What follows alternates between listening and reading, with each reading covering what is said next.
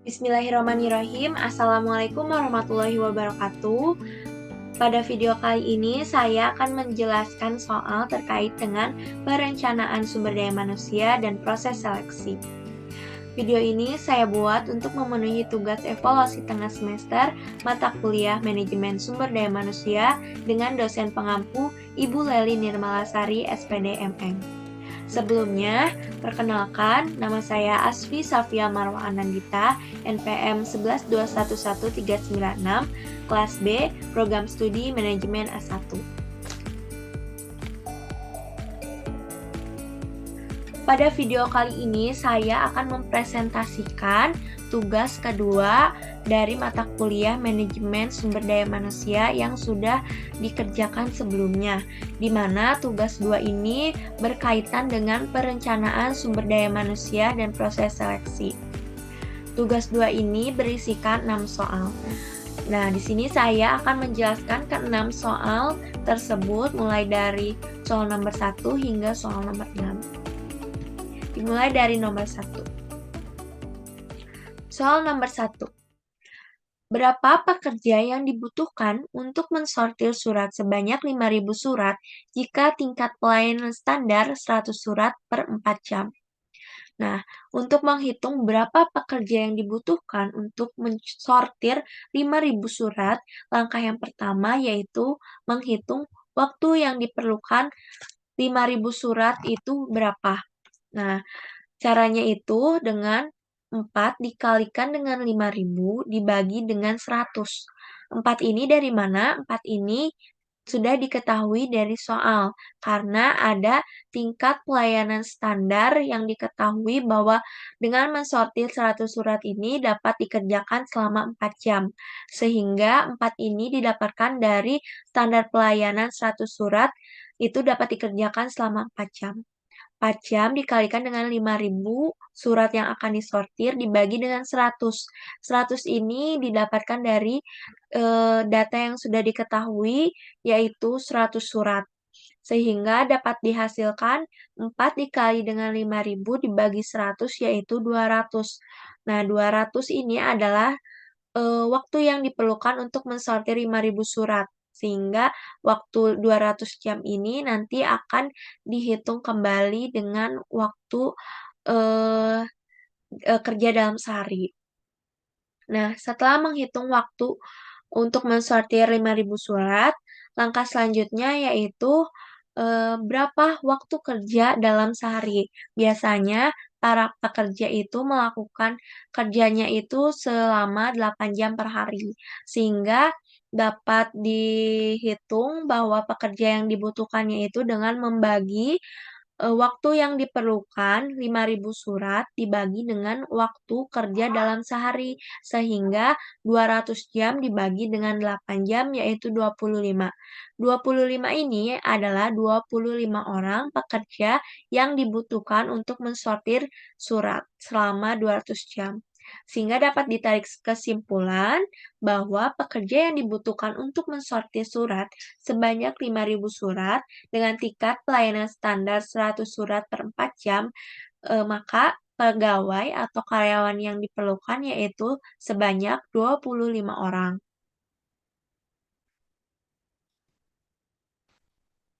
Selanjutnya soal yang kedua. Jika Anda seorang manajer SDM pada sebuah perusahaan dan Anda harus memperkirakan bahwa karena sejumlah inovasi teknologi, perusahaan Anda harus mengurangi 25% karyawan dalam kurun waktu 3 tahun ke depan.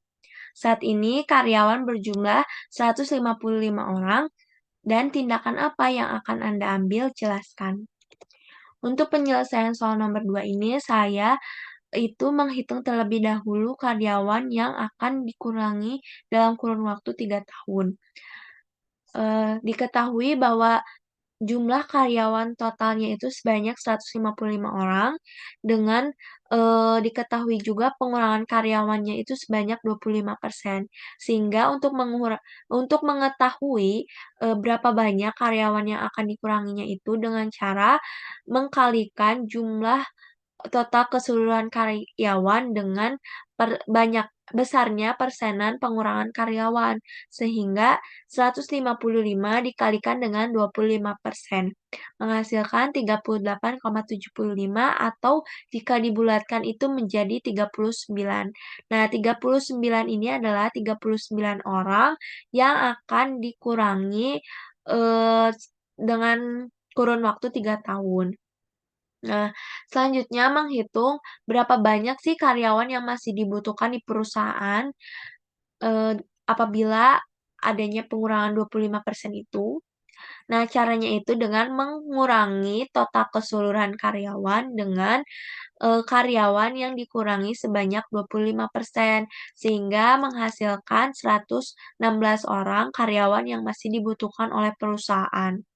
Nah, diketahui juga bahwa waktu yang dibutuhkan untuk pengurangan 25% itu yaitu, selama 3 tahun. Sehingga dalam kurun waktu 1 tahunnya itu, perusahaan itu mengurangi sebanyak 13 orang. Nah, 13 orang ini dari mana? 13 orang ini dicari dari 39 orang karyawan yang dikurangi dibagi dengan 3 tahun, waktunya, standar untuk pengurangannya atau ketentuan untuk pengurangan waktunya. Sehingga 39 dibagi dengan 3 tahun yaitu sebanyak 13. 13 orang dalam setahunnya itu akan, eee, dilakukan pemutusan hubungan kerja. Kemudian kan, dalam soalnya itu tindakan apa yang akan Anda ambil jika, Anda menjadi manajer SDM, jika adanya pengurangan sebanyak 25% tersebut. Nah, tindakan yang akan saya ambil yaitu dengan melakukan evaluasi kinerja karyawan.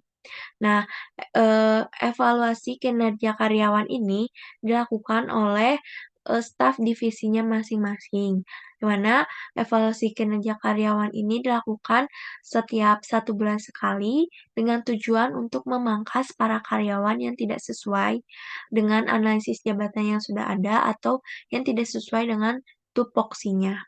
Nah, serta tujuan evaluasi kinerja karyawan ini juga untuk mengurangi pegawai sebanyak 25% tersebut.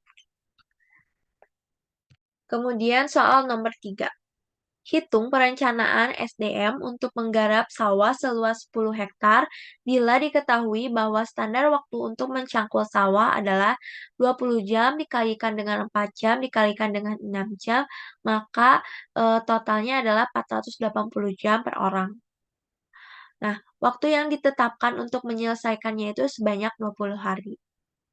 Untuk menyelesaikan soal ini, ada rumusnya, yaitu dengan jumlah kebutuhan pekerja sama dengan standar waktu dikalikan dengan target volume kerja dibagi dengan jangka waktu yang ditentukan.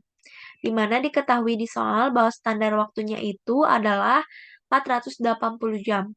480 jam dikalikan dengan target volume kerjanya. Jadi berapa banyak gitu, eee, kerjaan yang harus diselesaikannya. Kan di soal itu untuk menggarap sawah seluas 10 hektar.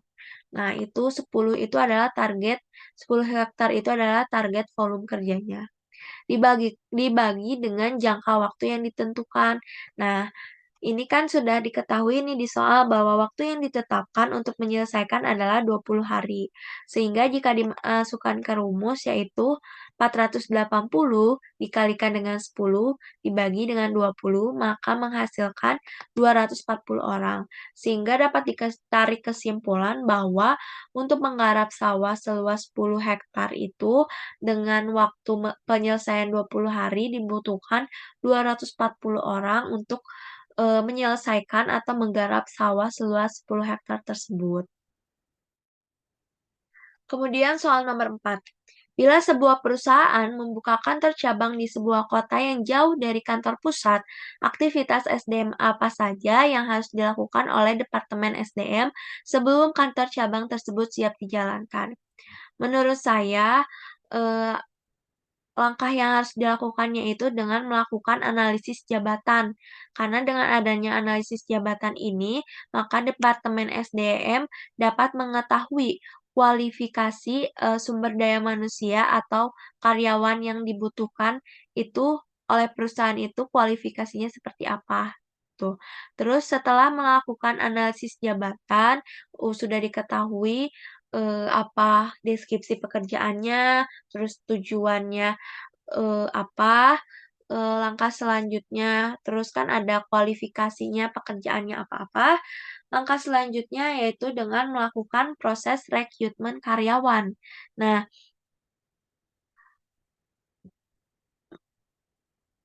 nah, proses rekrutmen karyawannya ini baik mau karyawan yang baru ataupun karyawan dari cabang lainnya. Nah, gitu. Atau, dengan cara mutasi untuk karyawan dari kantor pusat gitu.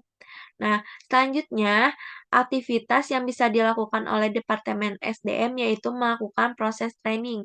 Kan tadi ada tahapan melakukan analisis jabatan. Dari analisis jabatan tersebut adanya rekrutmen. Dari hasil rekrutmen ada, orang yang lolos. Setelah lolos, keterima kerjanya dan perusahaan itu memerlukan proses training untuk karyawan-karyawannya, apalagi, jika ada karyawan baru gitu. Sehingga, nantinya bisa terlatih untuk karyawan baru yang baru masuk ke perusahaan tersebut.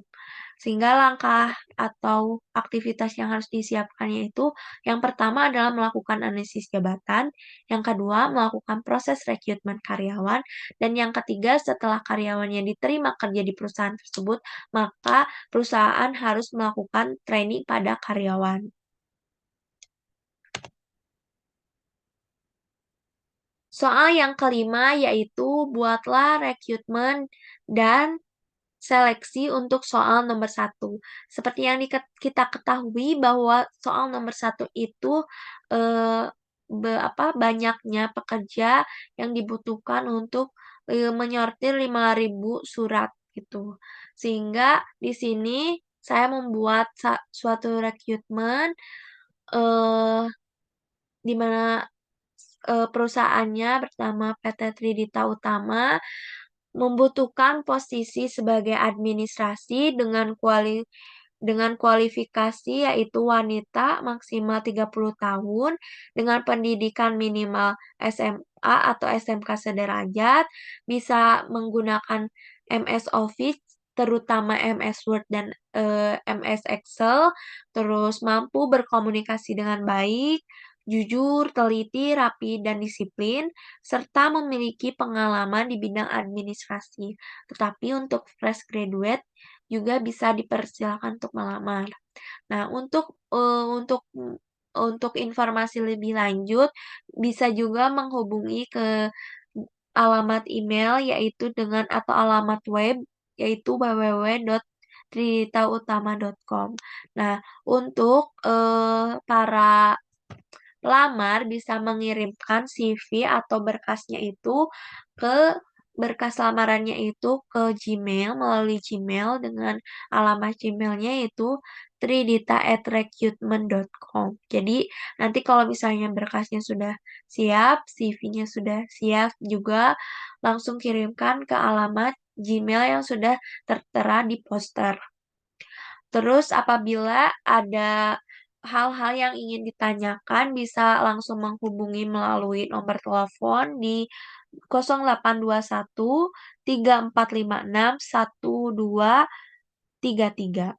Nah, atau bisa juga menghubungi ke alamat Instagram yaitu @riditautama. Atau bisa juga datang langsung ke kantornya, berlokasi di Jalan Cicadas nomor 12X. Nah, kemudian dengan adanya, rekrutmen tersebut, dengan adanya poster dari, eee, posisi yang dibutuhkan pada suatu perusahaan, langkah selanjutnya jika sudah ada, para kandidat yang cocok gitu, dilakukan tahap seleksi. Nah, tahap seleksi ini dibagi menjadi tiga, tiga kali seleksi, yaitu ada seleksi berkas, seleksi tertulis, dan interview. Nah, Untuk seleksi berkas. Nah, seleksi berkas ini adalah tahapan yang pertama, yang dimana biasa disebut dengan seleksi administrasi. Nah, seleksi berkas ini itu memeriksa kelengkapan berkas yang dikirimkan pelamar kepada perusahaan. Nah, biasanya, berkasnya itu mencakup surat lamaran, daftar riwayat hidup, ijazah terakhir, SKCK, KTP, pas foto, dan surat keterangan sehat. Nah, biasanya, yang umumnya itu, ketujuh itu tuh, ketujuh berkas itu. Nah, kemudian jika seleksi berkasnya sudah lolos, maka para kandidat melakukan seleksi tertulis. Nah, seleksi tertulis ini yaitu berupa psikotes. Nah, di mana dalam tahap psikotes ini tuh ada beberapa tes. Ada 5 tes. Yang pertama itu ada intelligent test, di mana intelligent test ini adalah kemampuan menalar, merencanakan, memecahkan masalah, dan bagaimana daya tangkap kita terhadap suatu masalah itu. Kemudian ada personality test, di mana personality test itu mengenai tentang tes kepribadian kita. Dan yang ketiga itu ada attitude test, di mana attitude test ini tuh menilai bakat atau keterampilan dalam, menyelesaikan suatu masalah. Jadi dinilai nih para kandidatnya itu, seperti apa gitu proses penyelesaian suatu masalahnya itu kayak gimana. Terus yang keempat ada interest test atau yang biasa disebut dengan tes minat. Nah, tes minat ini itu untuk mengukur ketertarikan seseorang kepada suatu hal gitu. Terus yang terakhir ada achievement test. Di sini ada achievement test, di mana achievement test ini adalah tes prestasi, di mana achievement test ini tuh merupakan standar untuk mengukur tingkat pengetahuan seseorang gitu. Ini tuh kayak, ih, itu sopan.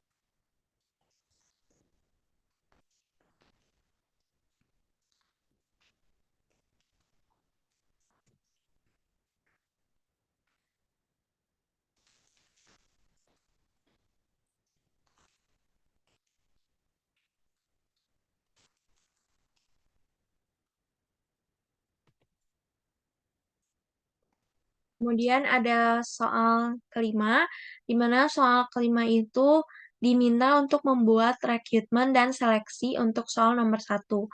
Nah, soal nomor satu itu kan pekerja yang dibutuhkan untuk menyortir 5.000 surat.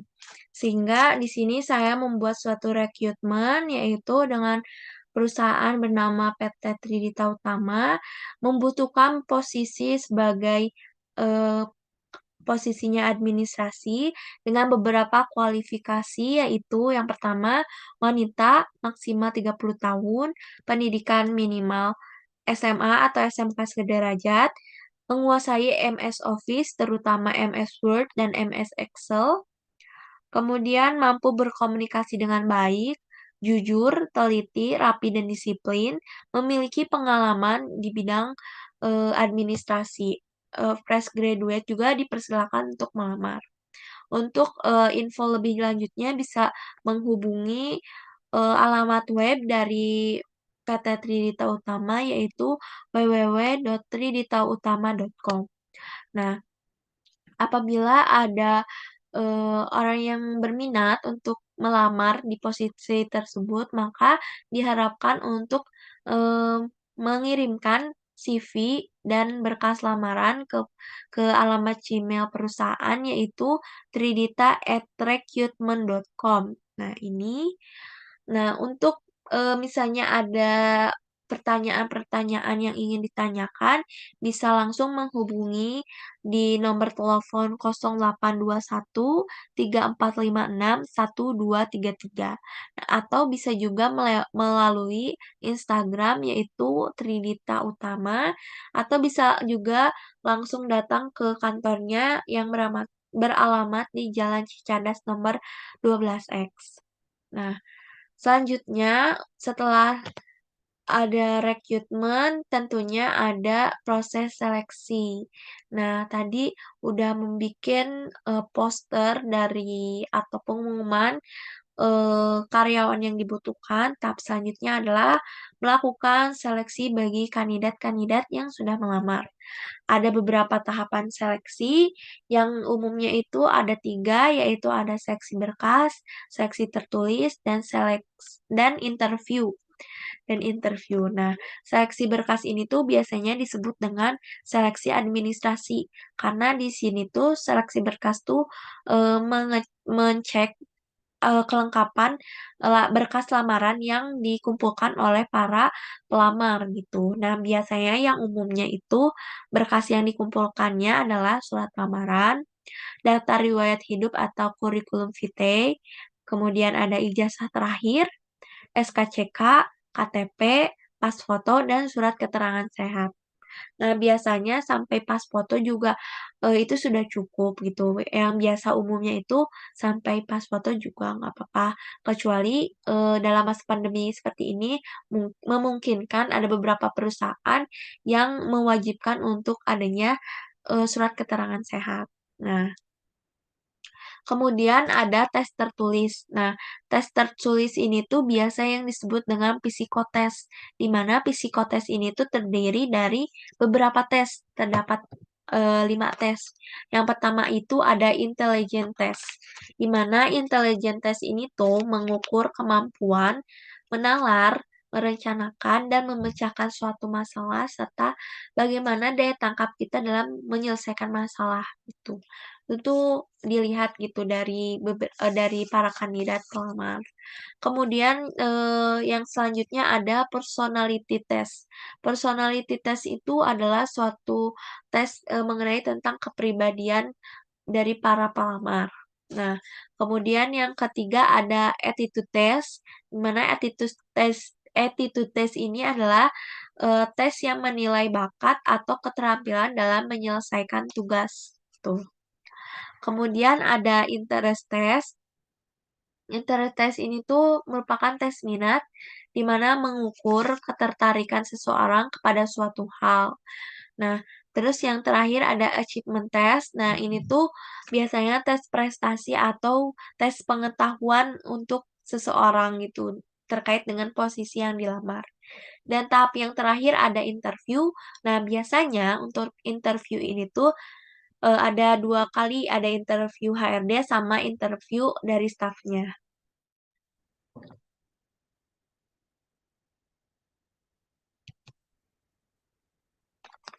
Kemudian soal yang keenam atau soal yang terakhir, di mana, di sini tuh soalnya bagaimana informasi analisis jabatan dan perencanaan SDM dapat membantu pengambilan keputusan program orientasi dan penempatan, jelaskan. Nah, informasi analisis jabatan dan perencanaan SDM itu, dapat membantu dalam pengambilan keputusan, karena, pengambilan keputusan program orientasi dan penempatan kerja. Kenapa? Karena analisis jabatan itu dapat digunakan untuk mengklasifikasikan dasar, untuk merekrut karyawan seperti yang sebelumnya saya sudah bilang bahwa di dalam analisis jabatan itu kita, menentukan tuh tujuan atau tugas dari posisi yang dibutuhkan itu apa, kualifikasinya seperti apa, terus mengenai tentang kepribadian para karyawan yang dibutuhkannya itu seperti apa, apakah harus, eee, cekatan kah ataukah harus, dalam bekerjanya di ruang kerja lah atau seperti apa gitu. Nah, yang selanjutnya, dapat digunakan untuk menentukan rentang gaji dan tingkatan atau jabatan. Serta yang ketiga itu menciptakan tujuan kerja karyawan, dan yang keempat melakukan penilaian terhadap kinerja karyawan. Nah, dengan, manfaat dari analisis jabatan ini tuh dapat, diambil keputusan dalam program orientasi dan penempatan gitu. Karena di sini juga dilihat, program orientasi berarti bisa masuk ke dalam pengklasifikasian dasar untuk merekrut karyawan, terus kalau misalnya penempatan, pengambilan keputusan untuk penempatan di sini, menentukan rentang gaji dan tingkatan atau jabatan. Nah, jabatan itu kan suatu penempatan gitu masuknya. Nah, klasifikasi pekerjaan dalam analisis jabatan ini berdasarkan jenis aktivitas yang dilakukan. Nah, biasanya itu kecakapan atau kemampuan yang dibutuhkan sesuai dengan jabatannya atau tidak. Kemudian hasil analisis jabatan dan perencanaan SDM juga bertujuan untuk mengatur penugasan kerja yang sesuai dengan kebutuhan perusahaan. Sehingga hal ini sangat dibutuhkan dalam pengambilan keputusan program orientasi dan penempatan kerja, secara organisasional. Nah, jika tidak dibantu dengan adanya informasi analisis jabatan dan perencanaan SDM, maka manajer di suatu perusahaan itu tidak bisa mengambil keputusan program orientasi dan penempatannya itu seperti apa. Karena yang paling dasar dalam melakukan proses orientasi dan penempatan kerja adalah harus dilakukan adanya analisis jabatan. Jadi dalam suatu perusahaan kalau misalnya eh, akan melakukan suatu aktivitas pekerjaannya itu di posisi-posisi karyawannya itu harus diketahui, atau harus dianalisis dulu jabatannya. Deskripsi pekerjaannya seperti apa, tugas pokoknya seperti apa, tugas umumnya seperti apa, terus kualifikasi orang yang dibutuhkan atau karyawan yang dibutuhkannya itu seperti apa. Kayak tadi sebelumnya yang untuk penyalin surat kayak wanita, maksimal 30 tahun. Nah, itu tuh kayak hal-hal untuk kualifikasinya itu tuh harus secara mendetail gitu. Kemudian ada juga mengenai tentang nantinya tuh, karyawan seperti apa yang ingin atau akan dibutuhkan oleh perusahaannya itu, tuh. Jadi, informasi analisis jabatan itu dan perencanaan SDM itu sangat diperlukan gitu dalam pengambilan keputusan program orientasi dan penempatan. Jika tidak ada analisis jabatan dan perencanaan SDM, maka, para karyawan atau dalam suatu perusahaan itu menjalankan tugasnya tidak, secara maksimal atau menjalankan aktivitas pekerjaannya itu tidak secara maksimal, seperti itu. Baik, berikut tadi video yang dapat saya sampaikan terkait dengan penyelesaian ke-6 soal dari mata kuliah manajemen SDM terkait dengan perencanaan sumber daya manusia dan proses seleksi. Dalam proses penyelesaiannya, saya selesaikan menurut pemahaman saya pribadi. Jadi mohon maaf apabila dalam penyelesaiannya ada kekurang tepatan atau ada kesalahan dalam penyelesaian soal-soalnya. Mohon maaf juga apabila ada kesalahan dalam pengucapan selama melakukan presentasi ini. Terima kasih sudah menyaksikan. Wabillahi taufiq wal hidayah. Wassalamualaikum warahmatullahi wabarakatuh.